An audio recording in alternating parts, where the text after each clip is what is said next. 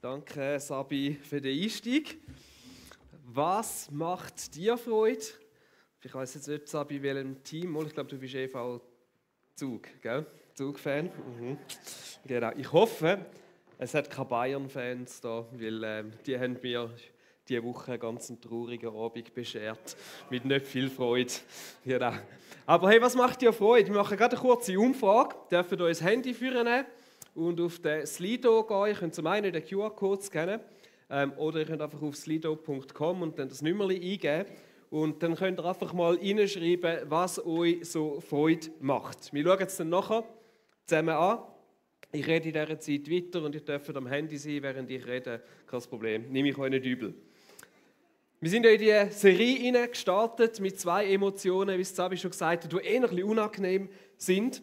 Zum einen haben wir angeschaut, wie man damit Wut und Ärger umgehen können, ohne dabei andere Menschen zu verletzen. Und letzten Sonntag haben wir von Benni gehört, was die Bibel denn überraschend sagt zum Umgang mit Angst und mit Sorgen. Und falls ihr das nicht gehört habt und gerade merkt, wow, das sind eigentlich spannende Themen, dann empfehle ich euch mega, das nachzuhören. Ihr findet das auf YouTube oder auf unserer Homepage, bei den Podcasts oder sogar in der App. Aber es hat Sinn gemacht, finde ich, mit Emotionen anzufangen, die ein bisschen unangenehmer sind. Weil es einfach komplizierter ist und herausfordernder ist, mit Unangenehmen umzugehen, als mit Schönen.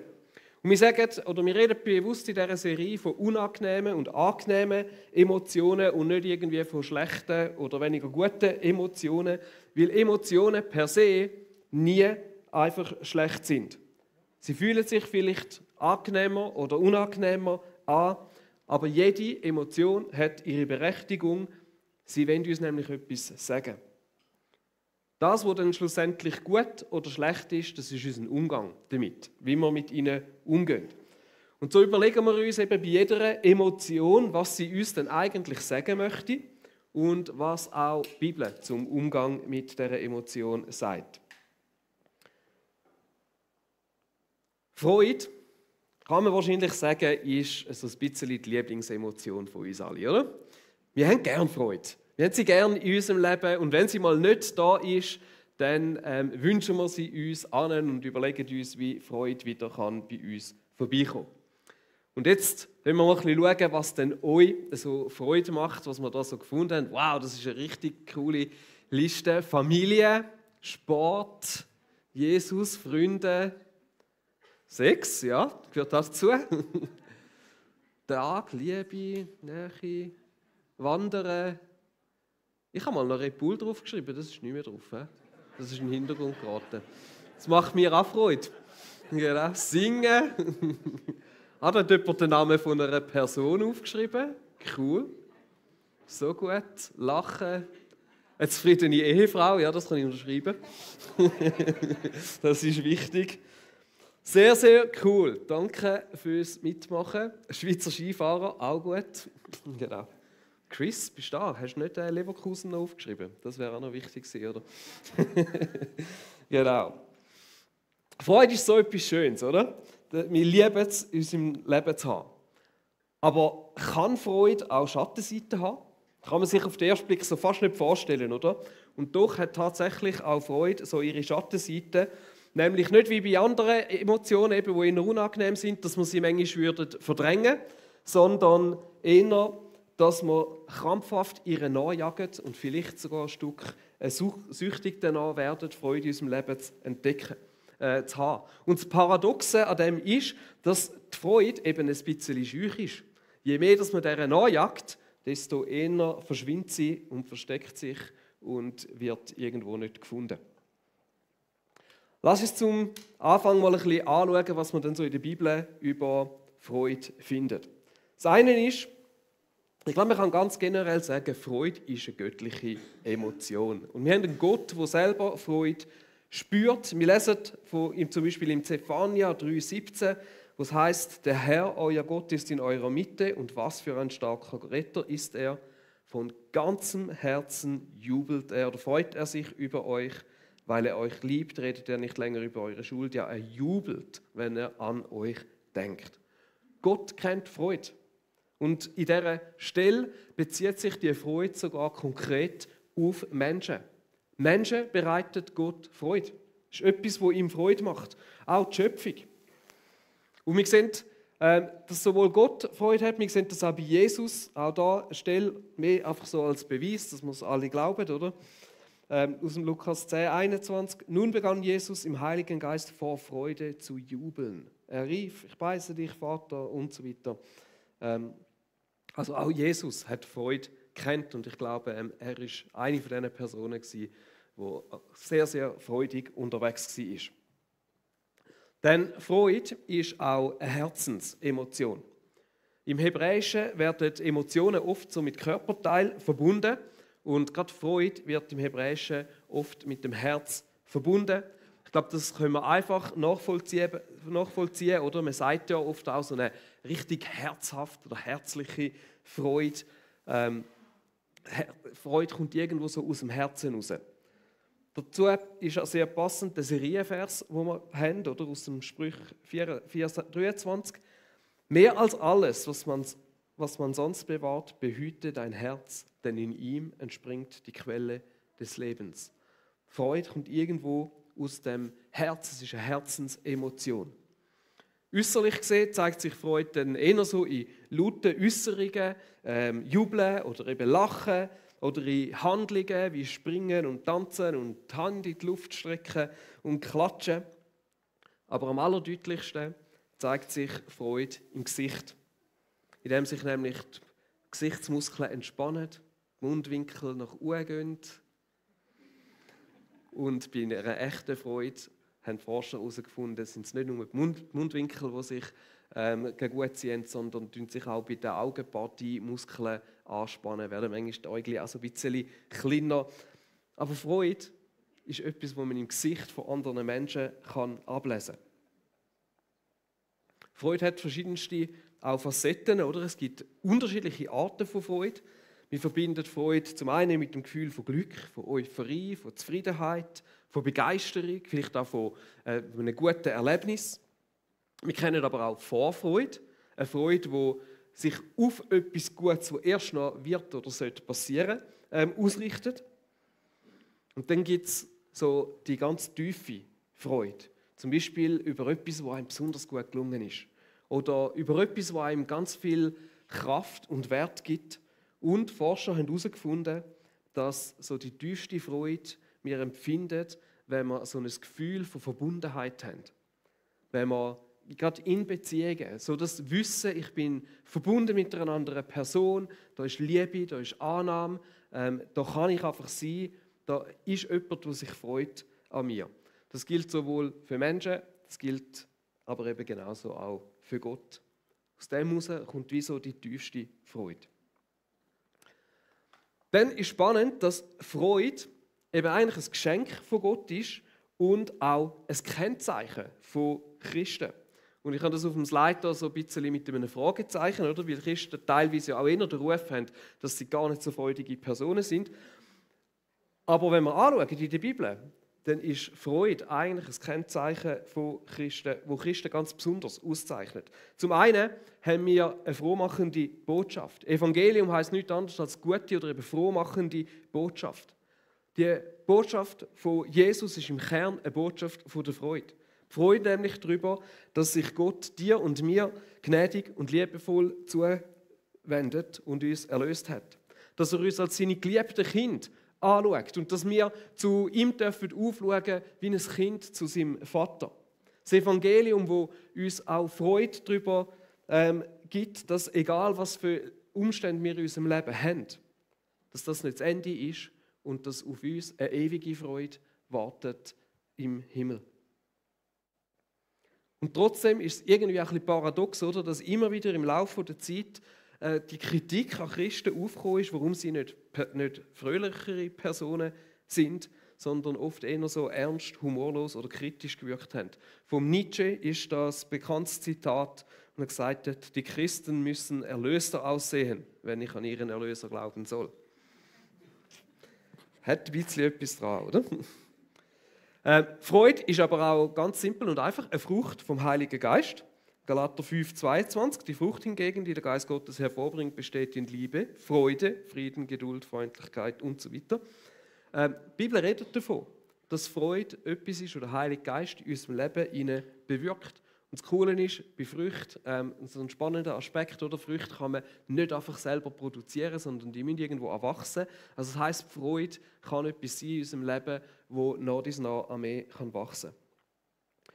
Und dann so ein dritter Punkt als Kennzeichen für warum Freude ein Teil vom Leben von uns Christen sein sollte, ist, dass wir in der Bibel immer wieder davon lesen, dass wir bei Gott Freude finden können und dass Gott Freude für uns als Christen auch bereithält. Und da bin ich auf etwas Spannendes noch gestoßen, dass der Neurowissenschaftler Dr. Alan Shore, der hat Freude als das Gefühl definiert, wo wir haben, wenn wir Freude im Gesicht von jemandem sehen, wo wir anschauen und sehen, dass die Person sich freut, uns zu sehen oder freut, mit uns zusammen zu sein und dass so Freude von einer Person zur anderen übertragen wird. Vielleicht habt ihr das auch schon festgestellt, dass Freude oft auch ansteckend wirkt und dass es gerade selber sehr viel Freude auslöst, wenn wir das im Gesicht von jemand anderem sehen. Könnt ihr mal schnell rechts oder links jemandem mal richtig tief in die Augen schauen und einfach mal anfangen, Mundwinkel anziehen und lachen. Ihr werdet merken, genau, es geht nicht. Oder eben, ich meine, ihr könnt es euch auch vorstellen, die das Kind haben, das Kind, das euch anschaut und strahlt, oder Partner oder Freundschaften. Und das ist noch spannend, so dass Freude irgendwie so im Gesicht von jemandem gefunden wird und sich auch überträgt. Weil gerade wenn wir in der Bibel lesen, dann sehen wir sehr oft, auch gerade in den Psalmen, dass Freude oft in Zusammenhang mit dem Angesicht Gottes gestellt wird. Auch gerade dort, wo es heisst, dass man bei Gott Freude findet, ist das oft so im Zusammenhang, dass es heisst, im Angesicht von Gott dort ist Freude. Zum Beispiel im Psalm 16, Vers 11, dort heisst, du zeigst mir den Weg zum Leben. Dort, wo du bist, gibt es Freude in Fülle, ungetrübtes Glück hält deine Hand ewig bereit. Und wenn man das Wort wörtlich übersetzen würde, heisst dort, wo jetzt steht, dort, wo du bist, würde es heißen, vor deinem Angesicht. Und das gibt es, gerade in den Psalmen gibt es x so Stellen, wo Freude finden mit dem Angesicht von Gott zusammenhängen. Wir empfangen Freude, wenn wir irgendwie in Gottes Angesicht kommen, wenn wir uns ihm gegenüber sehen. Und wir dürfen Freude, die Gott für uns bereithält, dann aber schlussendlich auch nicht einfach verwechseln mit so ein bisschen der künstlichen Glückseligkeit oder irgendeiner künstlich aufgesetzten Freude. Es geht nicht einfach um irgendein Happy Clappy, sondern was Gott uns möchte geben, ist so eine tiefe innere Freude. Eine Freude, die unabhängig ist, schlussendlich von unseren Umständen. Eine Freude, die eben aus dem Herzen heraus irgendwo kommt. Und auf den Aspekt von gerade Freude, die unabhängig ist von den Umständen, möchte ich später nochmal ein bisschen mehr eingehen. Jetzt haben wir so ein bisschen einen Überblick uns verschafft, was man in der Bibel also zum Thema Freude so ein bisschen findet. Und wie immer in dieser Serie möchten wir jetzt so nach dem Motto schauen, hören, laufen, oder, wo wir uns alle sehr gut merken können, ein paar Gedanken zum Umgang mit Freude in unserem Leben machen. Schauen. Das Schauen steht immer dafür, dass wir uns Gedanken machen, wo nennen wir denn die Emotion wahr? Und in diesem Fall, wo nimmst du Freude wahr in deinem Leben? Freude bezieht sich ein Stück weit auch immer auf etwas. Es kann manchmal eine Sache sein, Erlebnis, Menschen, Beziehungen oder eben Gott. Also Freude ist etwas, was es in erster Linie in Beziehungen zu finden gibt. Und vielleicht kannst du mal überlegen, was macht dir besonders Freude? Oder wann hast du dich das letzte Mal so richtig gefreut? Und vielleicht ist jetzt während der Predigtzeit ein bisschen zu kurz für das, aber vielleicht kannst du mal anhocken und dir eine Liste machen und einfach mal aufschreiben, was bereitet dir alles Freude in deinem Alltag. Das können grosse Sachen sein, es können aber vielleicht auch ganz kleine, alltägliche Sachen sein, wie eben ich freue mich auf meinen morgendlichen Red Bull. Es kann Essen sein, das kann aber auch sein, wenn dir jemand etwas schenkt. Erfolgsmoment, Ermutigungen, Anerkennung. einfach, dass du noch mal ein bisschen überlegst, was sind so die Sachen, die mir Freude, in mir eine Freude auslösen. Dann ist es auch mal spannend, um ein bisschen genauer anzuschauen, wie zeigt sich Freude bei mir? Zeigst du sie gegen aussen? Ist das etwas, wo man dir fest anmerkt und für jeden offensichtlich ist, oh, da ist Freude? Oder bist du eher jemand, der Freude so ein bisschen in deinem Inneren behaltet, für dich, vielleicht auch ein bisschen Angst hast, um das zu zeigen? Kannst du Freude auch wirklich geniessen oder merkst du irgendwie, kommt schnell ein schlechtes Gewissen auf oder musst gerade irgendwie die nächste Freude haben? Es ist gut, wenn wir uns mal so ein bisschen Zeit nehmen und einfach so ein bisschen Gedanken machen, wo bin ich so in Bezug auf Freude? Wie erlebe ich das? Weil wir auch alle unterschiedlich sind und das nicht bei allen gleich ist. Vielleicht merkst du auch plötzlich, hey, ich tue mich irgendwie schwer, Freude zu finden. Und dann ist es vielleicht auch mal spannend zu überlegen, wieso? Wieso fällt es mir so schwer, Freude wahrzunehmen in meinem Leben? Wir gehen gerade weiter zum Hören. Und Hören steht immer so für uns, dass wir uns auch Gedanken darüber machen möchten, was sagt uns denn die Emotion? Was ist der Zweck dafür? Wieso haben wir die? Und bei Freude ist das so, denkst du, ja, easy peasy, oder? Freude ist ein schönes Gefühl, es fühlt sich gut an, es ist dazu da, dass es uns gut geht, dass wir uns gut fühlen. Und natürlich, oder, Freude löst Glückshormone aus und die geben uns ein gutes Gefühl.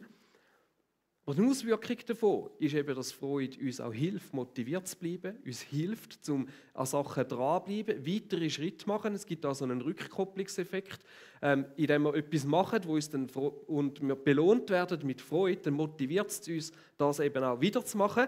Das ist, darum können alle, die gerne Sport machen, sehr dankbar sein dafür, weil das Freude, die das auslöst, hilft, um es weitermachen. Und wenn man gar nicht gerne Sport hat, ist das zum Beispiel dann eher schwierig, wenn man eben keine Freude hat dabei. Freude hilft uns auch, dass wir uns lebendig fühlen. Sie gibt uns Kraft, sie gibt uns Energie. Die Welt fühlt sich gut an, wenn wir Freude erleben. Und ich bin dann in einem Lexikon, so einem Bibellexikon, auf eine mega coole Aussage zu Freude gestoßen und ich glaube, die ist mega wichtig. Und die möchte ich euch vorlesen.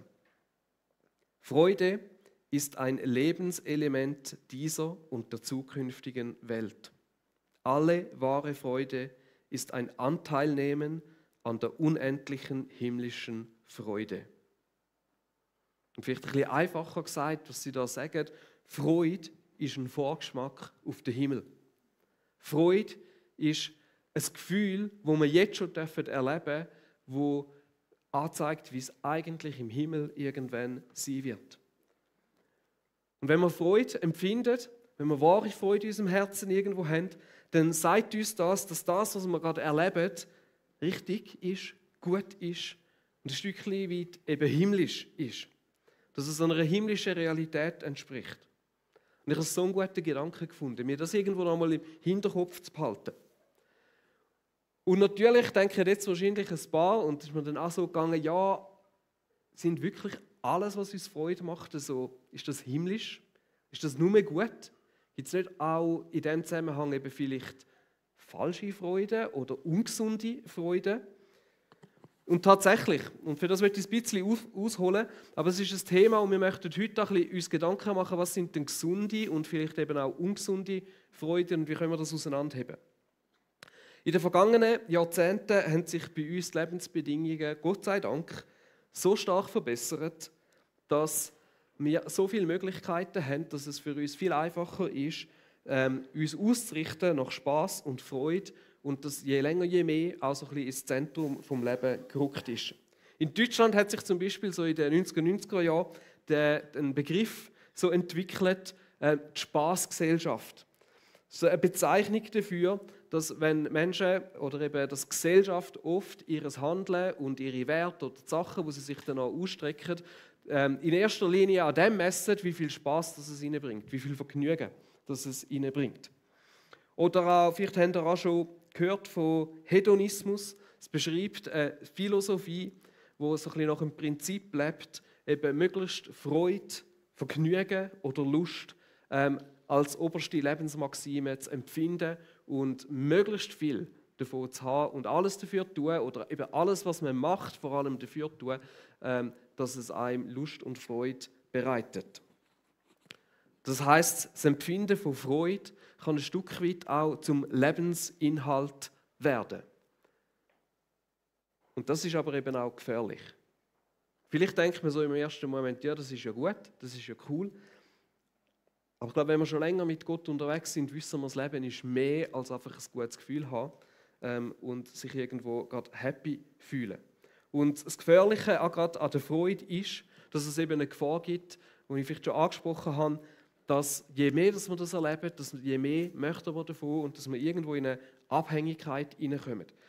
In den Medien ist oft auch manchmal dreht so, dass Glückshormone wie Dopamin abhängig machen oder süchtig machen und dann wird das so von Dopamin-Detox geredet und ich muss es gleich noch sagen, Dopamin ist nicht wirklich ein Glückshormon, das ist eigentlich eine falsche Bezeichnung, aber wenn man von Dopaminsucht redet, wird meistens davon geredet, dass wir ein Verlangen danach haben, uns eben wieder zu belohnen, unsere Belohnung zuzukommen lassen, eben etwas, das wieder solche Glücksgefühle in uns auslösen. Glückshormone sind schlussendlich andere, aber es gibt da so einen Zusammenhang. Aber Freude kann etwas Unersättliches werden in unserem Leben und kann schlussendlich sogar verhindern, dass wir die schönsten Momente im Leben auch wirklich geniessen können und uns daran freuen können. Einfach, weil es zu so einer Abhängigkeit kommt, wo immer gerade wieder der nächste Kick braucht, das nächste Erlebnis, die nächste Freude. So, dass dir das, was wir aktuell gerade haben, plötzlich in den Hintergrund geratet oder nicht mehr die Freude gibt, die es eigentlich könnte. Und das kann zu so Verhaltensweisen führen, die uns längerfristig schadet und schlussendlich eben leer zurücklassen. Können wir ein bisschen überlegen, was sind so ungesunde Freuden, was kann man sich vorstellen? Ich glaube, wir wissen sicher, Suchtmittel, Sachen, die uns in eine Abhängigkeit hineinführen, zwanghafte Verhalten wie Suche zum Beispiel nach Likes auf Social Media, das kann so eine ungesunde Freude sein. Das dauernde Checken nach News oder irgendwelchen Börsenkurs und so weiter. Dass wir uns immer irgendwo ablenken müssen. Serien, Games, exzessiver Sport, Alkohol natürlich, es gibt da ganz viele Sachen, vielleicht kommen dir noch ein paar mehr in den Sinn. Die Schwierigkeit mit so ein bisschen diesen gesunden und ungesunden Freuden ist, dass die ungesunden Freuden für uns oft ohne viel Aufwand erreicht werden können und sich zwar wie Freude anfühlen, aber eben eigentlich den Vergleich mit echten Freuden nicht standhalten können. Und ungesunde Freude kennzeichnet sich oft dadurch, dass man sie auch ganz allein für sich kann herbeiführen kann, ohne in Beziehungen müssen sie mit anderen Menschen. Und wahre Freude ist eben etwas, wo wir oft auch weniger unter Kontrolle haben, wo darum weniger einfach zugänglich ist und eben sehr oft nur in Beziehung mit anderen Menschen können erlebt werden, aber nicht allein. Überleg doch mal, was sind so die glücklichsten Momente in den letzten vielleicht paar Monaten oder vielleicht im letzten Jahr oder so gewesen.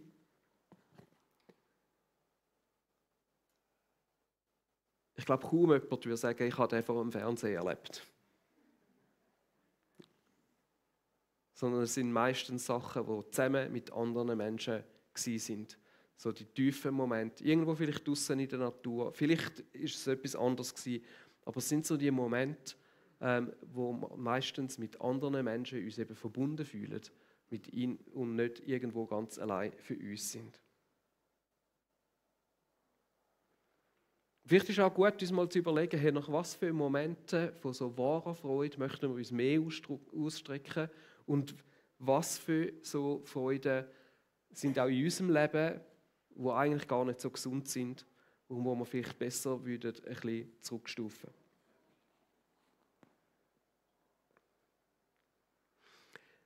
Jetzt ist das Ganze ja relativ einfach, wenn das Leben es gut mit uns meint. Und dann ist es einfach, zum Freude zu erleben. Aber was, wenn die Umstände irgendwie ein bisschen schwieriger sind? Wenn wir menschlich gesehen wenig Grund eigentlich haben, zum Freude zu haben. Und dort berichtet die Bibel uns immer wieder von Menschen, die davon reden, dass sie in ihrem Glauben oder durch den Glauben auch dort können Freude erfahren, wo die menschlich gesehen Umstände eigentlich völlig das Gegenteil gesagt hätten. Vielleicht mögt ihr euch erinnern an die Geschichte von Paulus und Silas, die im Gefängnis waren und Lieder gesungen haben, in einer völlig schwierigen Situation. Und wir lesen da, wie wir immer wieder in dem Neuen Testament aufgefordert werden, Freude zu haben, uns auch in schwierigen Umständen. Philipper 4,4 ist so eine bekannte Stelle. Freut euch, was auch immer geschieht. Freut euch darüber, dass ihr mit dem Herrn verbunden seid.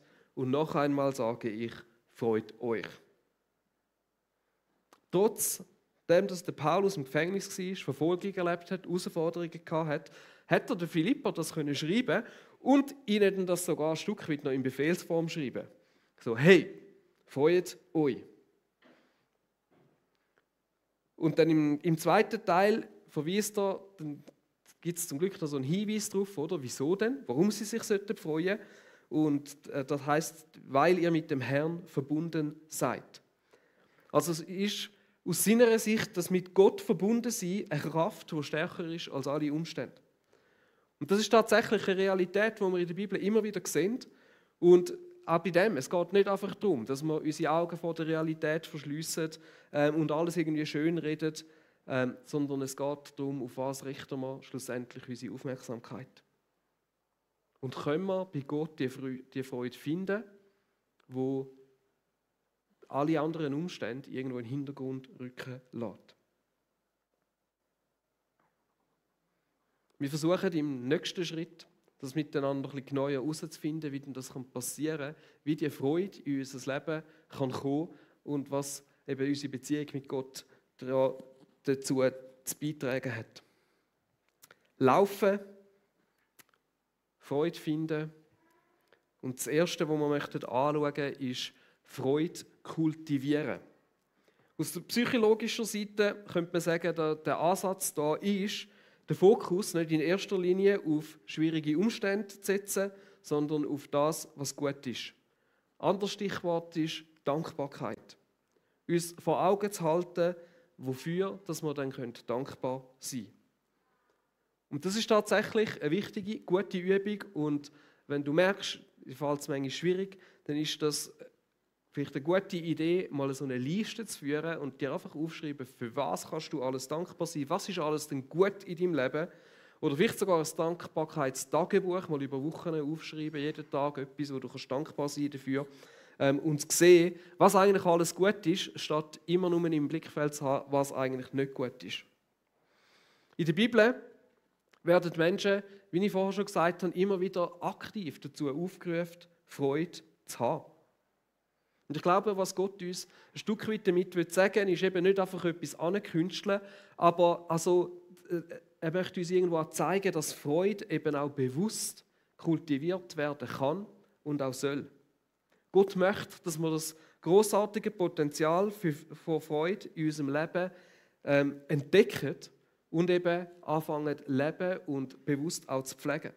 Weil Freude ist ein Motivator, Freude ist ansteckend, Freude geht weiter und man kann bewusst auch das fördern. Wir sehen zum Beispiel im Buch Nehemia, da wird das Volk ermutigt, Freude zu kultivieren und die Kraft der Freude zu nutzen. Im Kapitel 8, Vers 10 lesen wir dort, dass der Esra zu ihnen gesagt hat, geht hin und esst fette Speisen und trinkt süße Getränke und sendet davon auch denen, die nichts für sich bereitet haben, denn dieser Tag ist heilig unserem Herrn. Und seid nicht bekümmert, denn die Freude am Herrn ist eure Stärke. Und wir sagen, hey, feiert, festet, lasst es euch gut gehen. Gebt auch denen, die vielleicht nichts haben, schaut nicht nur für euch, aber feiert, weil es ist etwas Gutes, es ist eine Stärke, wenn wir Freude haben an unserem Gott. Und ich glaube, dass man sich bewusst kann auf Freude ausrichten und so Momente auch vom Feiern, vom gemeinsamen Feiern kann gestalten. Und vielleicht ist das auch etwas, was du überlegen kannst, wo könntest du vielleicht mal bewusst ein Fest feiern, um der Freude in deinem Leben Raum zu geben. An einem Geburtstag, das Jubiläum, Jahrestag. Steffi feiert damals eine ganze Geburtstagswoche. Das ist damals noch anstrengend für mich, kann ich ja sagen. Genau. Aber es muss nicht gerade eine Geburtstagswoche sein und es muss auch nicht unbedingt eine Feier sein, wenn du das Gefühl hast, ui nein, das ist überhaupt nicht meins. Aber überleg dir mal, was tut dir gut. Wellness, Freunde zum Essen einladen, was auch immer das ist, was dir Freude bereitet. Das ist oft ein Ausdruck von deiner Seele.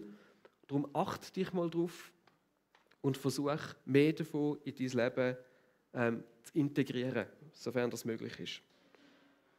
Zweiter Punkt.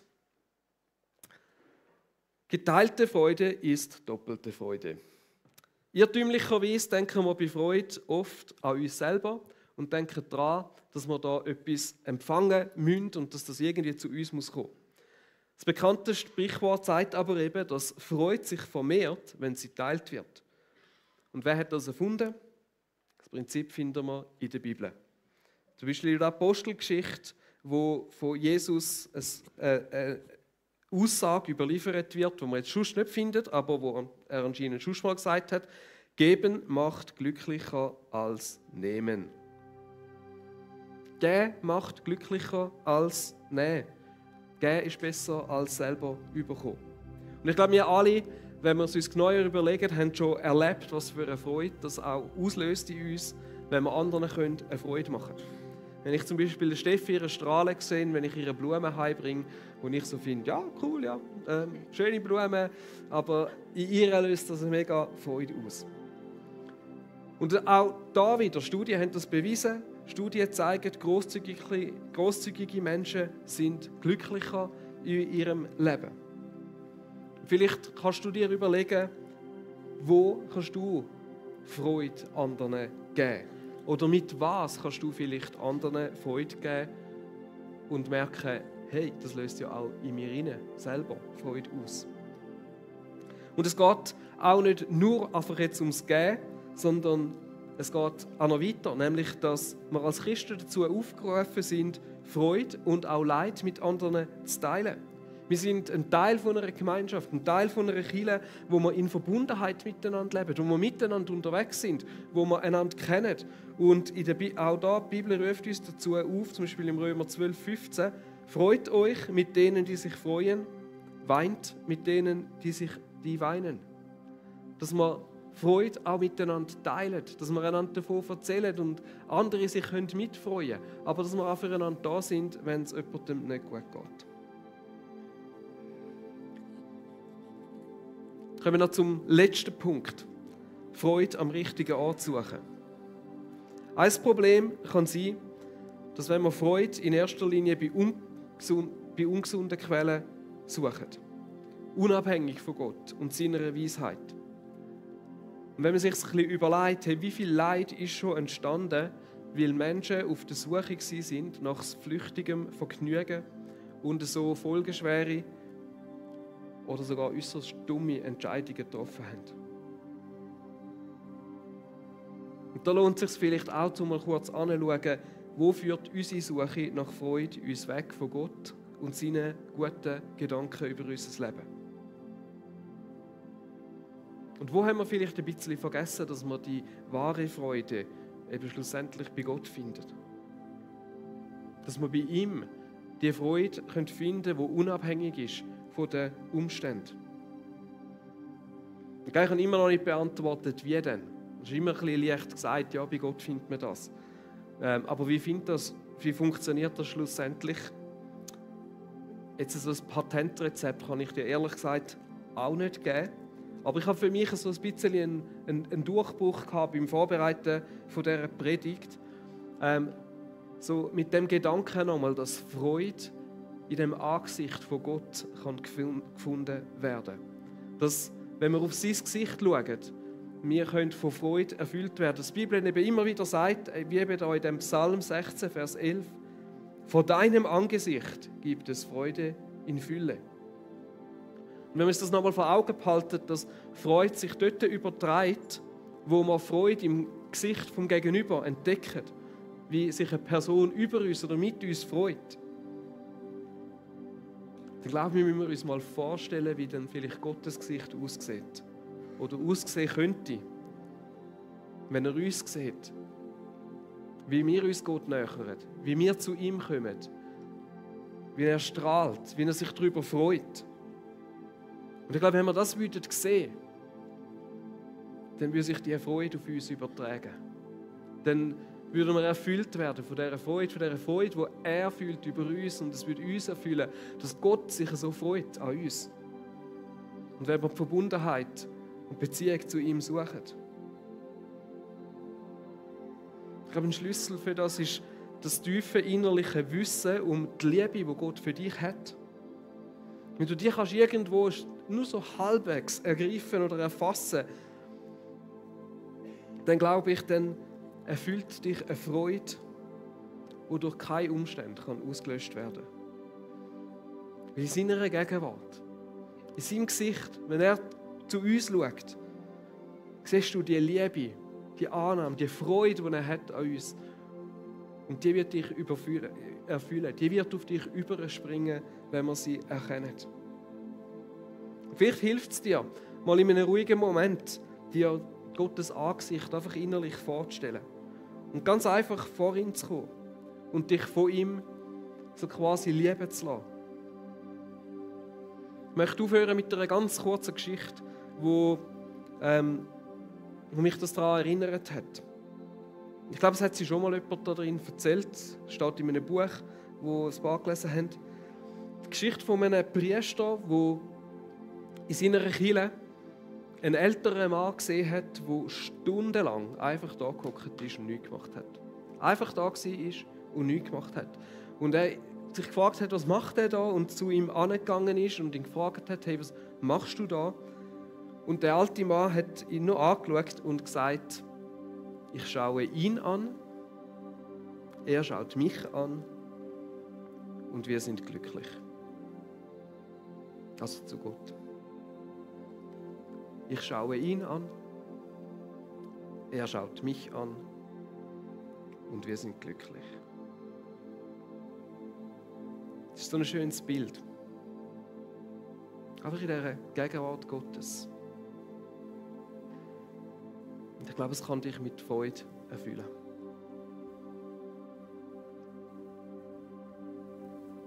Ich bete zum Schluss und nachher zeigen wir noch ein paar Reflexionsfragen und gehen nachher in den Worship rein. Vater im Himmel, ich danke, dass wir bei dir dürfen Freude finden vor deinem Angesicht, in deiner Gegenwart. Und ja, ich möchte mir immer wieder vor Augen halten, dass du mich liebst, dass du jeden Einzelnen von uns liebst, dass du dich freust über uns. Und dass die Freude, die du empfindest, in mein Leben abstrahlen.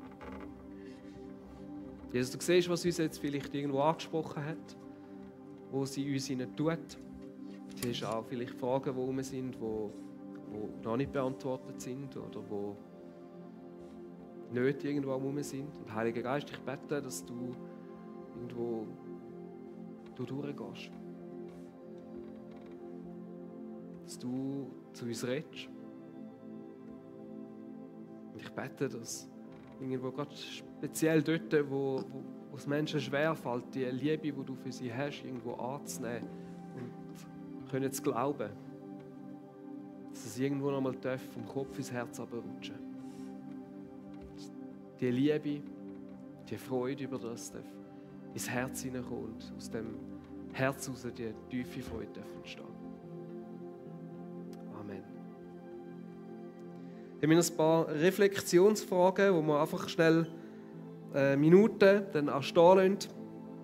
Vielleicht nochmal zum Schauen, dass wir uns überlegen, was bereitet dir Freude. Hören, hast du schon mal erlebt, dass die Suche nach Freude dich eher erschöpft hat oder als erfüllt hat? Was hat dir geholfen, den Blick auf wahre Freude zu richten? Wie zeigt sich Freude bei dir? Drückst du sie aus nach außen? Wird das irgendwo sichtbar? Wieso vielleicht nicht? Und dann das Laufen. Was glaubst du, was Gott in dir sieht, wenn er dich anschaut? Kannst du dir vorstellen, wie er sich freut ab dir. Wie fühlt sich das für dich an? In welchem Moment hast du Freude erlebt, die unabhängig ist von unseren Umständen? Und was könnte dir helfen, diese Art und Weise von Freude zu kultivieren, mehr in deinem Leben? Und zum Schluss vielleicht noch, wie könntest du anderen Menschen Freude schenken oder mit ihnen Freude teilen? Gibt es vielleicht gerade eine konkrete Situation, wo du das diese Woche könntest machen? Wir lassen noch schnell eine Minute stehen und gehen dann in Worship.